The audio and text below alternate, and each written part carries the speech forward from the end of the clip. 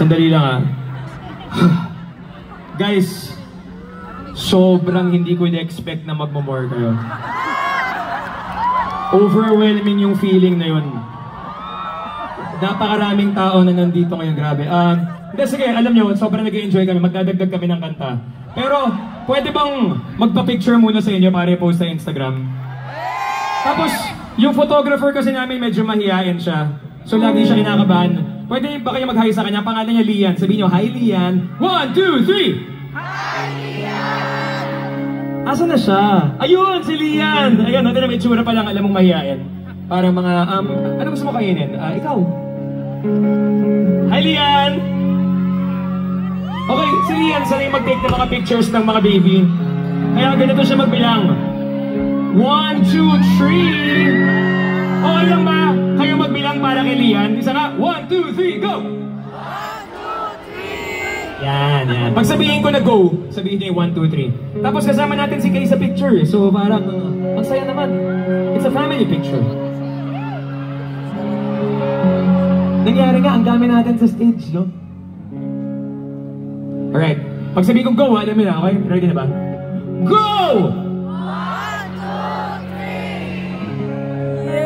Isa pa daw. Go! 1,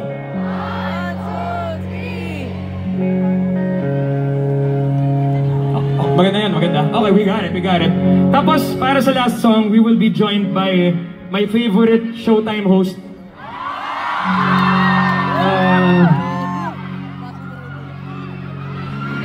Ano ba to? Yung bumaba ako sa Egypt? Shoutout kay Jill Z from Tawag ng Tanghalan. Yeah. Init pala dito.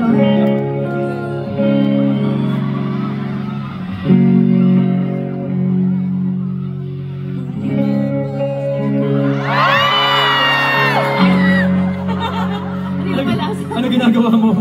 Mainit. Pag nag-acoustic guitar kasi mas mukha kang sincere. Ito naman, parang hi. Pag electric guitar, parang mukhang ano eh.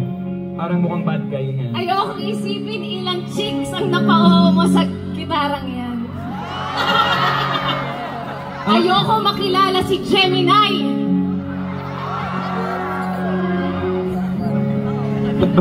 Teka lang.